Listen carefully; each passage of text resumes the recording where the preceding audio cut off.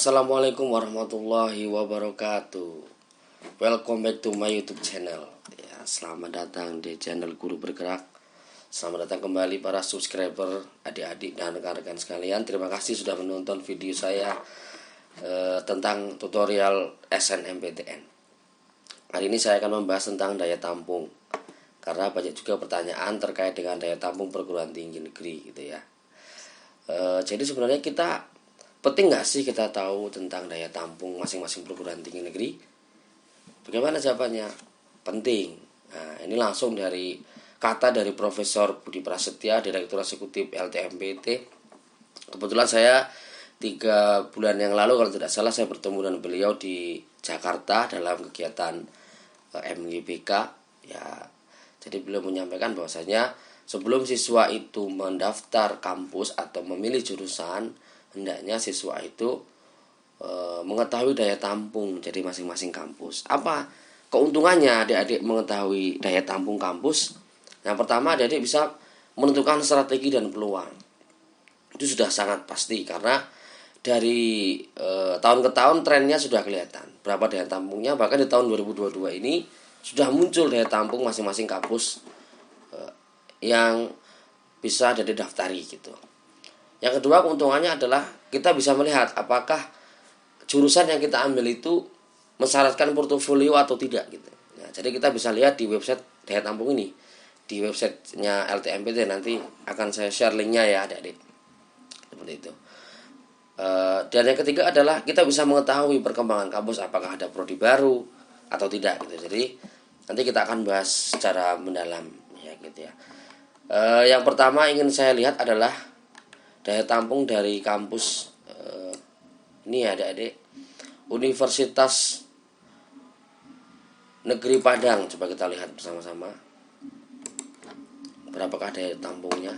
Nah, untuk tahun 2022 sendiri ini sudah muncul ya daya tampungnya banyak sekali dari berbagai prodi. Ini prodi Saintek ya. Ini jurusan pendidikan matematika, daya tampungnya tahun ini adalah 48. Dengan jumlah peminat di tahun 2021 ada 443. Nah, jadi adik-adik bisa mengukur nih kemampuannya, kira-kira saya bisa nggak nih. Nah, semakin kecil daya tampungnya maka persaingannya juga semakin berat gitu adik-adik. Dan kebalikannya, semakin banyak daya tampungnya, apalagi peminatnya sedikit, ya itu akan semakin berpeluang. Nah, seperti itu adik-adik. Nah, ini juga kita bisa melihat nih jenis portofolio. Nah, pendidikan matematika tidak memerlukan portofolio, tapi ada di sini yang membutuhkan portofolio, yaitu ilmu keolahragaan nih, memerlukan portofolio olahraga ya. Jadi ketika adik-adik pernah menjuari suatu event olahraga, bisa dilampirkan portofolionya. Saya sudah share bagaimana cara mengunduh template portofolio di video sebelumnya. Nah, silahkan simak di video tutorial SNMPTN ya adik-adik.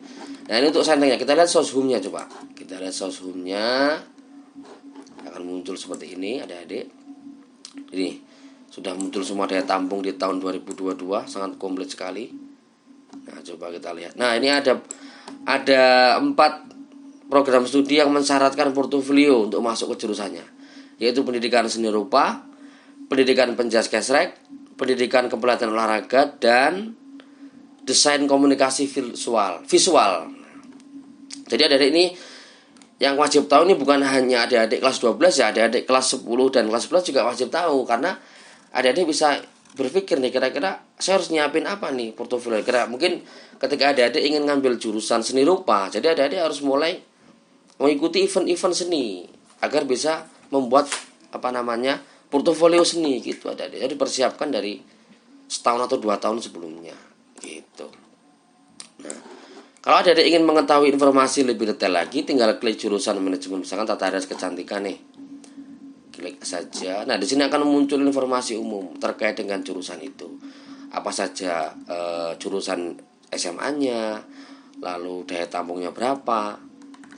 Nah, di sini ada tren dari tahun 2017, 2018, 19, 20 sampai 2021. Di sini ada tren daya tampung dan jumlah peminatnya. Nah, seperti itu. Jadi adik-adik bisa memetakan seperti itu ya. Coba kita ganti kampus. Coba saya ingin lihat Universitas Indonesia. Nah, ini. Nah, Sini juga sudah muncul daya tampung 2022 nih, ada pendidikan kedokteran, peminatnya 1.100 ya dari tahun 2021 ya adik-adik. Nah sama, tinggal klik jurusan lalu bisa kita lihat gitu. Lalu coba kita lihat soshumnya. Nah yang sudah muncul ya, ada bahkan ada yang hanya 9 daya tampungnya adik-adik. Jadi harus siap-siap nih adik-adik yang ingin mengambil jurusan sastra Perancis, sastra Inggris, sastra Cina, sastra Jepang, ini harus ekstra ini karena daya tampungnya hanya 9. Nah, jadi harus mempersiapkan dengan matang-matang ya. Siapkan apa yang perlu disiapkan gitu ya. Tenang saja, tidak memerlukan portofolio. Coba kita lihat Universitas Gadjah Mada coba. Nah, kita lihat Universitas Gadjah Mada. Berapakah daya tampungnya? Jurusannya. Nah, kita lihat. Nah, ini dia Universitas Gadjah Mada. Ini ada beberapa jurusan nih, ada sekitar 50 berapa? 61 jurusan. Nah, adik-adik bisa melihat masing-masing daya tampungnya di sini. Tahun 2022 sudah muncul nih manajemen informasi kesehatan 18 daya tampung. Nah, seperti itu. Dan banyak lagi jurusan yang bisa adik-adik pilih atau pertimbangkan. Nah seperti itu. Coba kita lihat jurusan soshumnya. Ya ini dia soshumnya. Nah adik bisa melihat dari masing-masing jurusan ini sudah mempunyai daya tampung. Ini dan ini peminatnya ini di tahun 2021 ya adik-adik.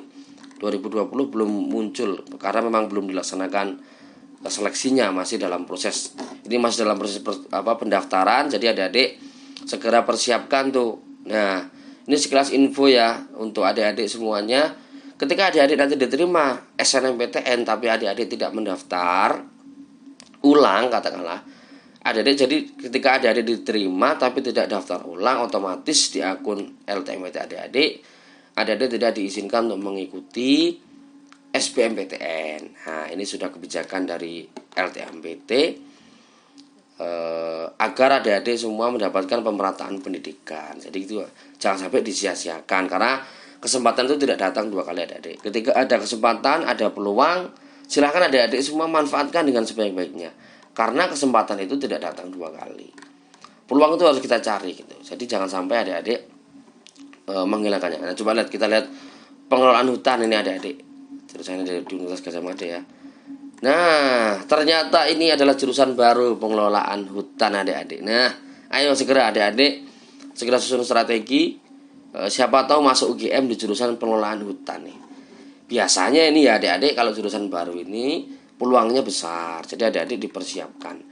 Berapa daya tampungnya di 2022? Lumayan nih, ada 27 daya tampung. Lumayan nih. Nah, jadi adik-adik harus segera gercep nih, jang sacet gitulah bahasanya. Sacet masih gitulah ya kalau lagi tren ya. Jadi seperti itu adik-adik. Ya semoga adik-adik semua bisa sukses di tahun ini untuk mendaftar SNMPTN. Nah, gitu. Saya kira cukup untuk informasi yang Bapak sampaikan. Beginilah pentingnya kita mengetahui daya tampung untuk bisa lebih kita mencari peluang yang lebih baik. Adik-adik bisa membaca peluang, adik-adik bisa mengukur diri, adik-adik bisa mempersiapkan lebih matang ketika memang jurusan itu memerlukan portofolio. Jadi ini untuk adik-adik kelas 10-11 juga wajib tahu portofolio itu seperti apa, lalu bagaimana templatenya, bagaimana formatnya, sudah ada semua di video Bapak sebelumnya. Jadi adik-adik bisa lebih maksimal lagi dan semoga hajat adik-adik semua bisa diijabah oleh Allah Subhanahu wa taala. Amin. Semoga bermanfaat. Sekian video yang bisa Bapak sampaikan. Saya akhiri. Wassalamualaikum warahmatullahi wabarakatuh. Dah.